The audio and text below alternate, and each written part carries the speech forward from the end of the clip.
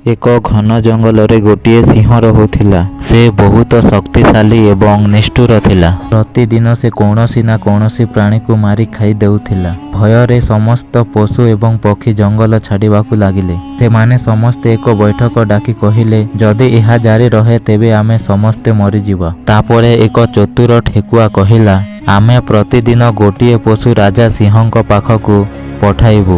ଏହିପରି ଭାବରେ ଅନ୍ୟ ସମସ୍ତେ ରକ୍ଷା ପାଇବେ। ସମସ୍ତେ ରାଜି ହୋଇ ସିଂହ ପାଖକୁ ଗଲେ ଏବଂ କହିଲେ, ମହାରାଜ, ପ୍ରତିଦିନ ଏକା ଶିକାର କରିବାକୁ ଯାଅ ନାହିଁ। ଆମେ ପ୍ରତିଦିନ ଆପଣଙ୍କ ପାଇଁ ଗୋଟିଏ ପଶୁ ପଠାଇବୁ। ସିଂହ ଖୁସି ହୋଇ କହିଲା, ଠିକ୍ ଅଛି, କିନ୍ତୁ ଯିଏ ବିଳମ୍ବରେ ଆସିବ ମୁଁ ସେ ସମସ୍ତଙ୍କୁ ଖାଇଦେବି। ପ୍ରତ୍ୟେକ ଦିନ ଗୋଟିଏ ପ୍ରାଣୀ ତାର ଗୁମ୍ଫାକୁ ଯାଏ ଏବଂ ତାଙ୍କୁ ହତ୍ୟା କରାଯାଏ। ଗୋଟିଏ ଦିନ ଠେକୁଆର ପାଳି ଥିଲା। ସେ ବହୁତ ବୁଦ୍ଧିମାନ ଥିଲା।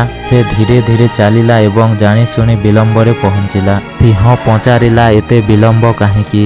ଠେକୁଆ କହିଲା, ମହାରାଜ, ମୁଁ ରାସ୍ତାରେ ଆଉ ଏକ ସିଂହକୁ ଭେଟିଲି। ସେ କହିଲା ଯେ ଏହି ଜଙ୍ଗଲଟି ତାଙ୍କର। ସେ ମୋତେ ଅଟକାଇଲା ଏବଂ କହିଲା ଯେ ତାଙ୍କ ପାଖକୁ ଯାଇ ତାଙ୍କୁ କୁହନ୍ତୁ ଯେ ସେ ପ୍ରକୃତ ରାଜା। ଏହା ଶୁଣି ସିଂହ କ୍ରୋଧରେ ଥରି ଉଠିଲା।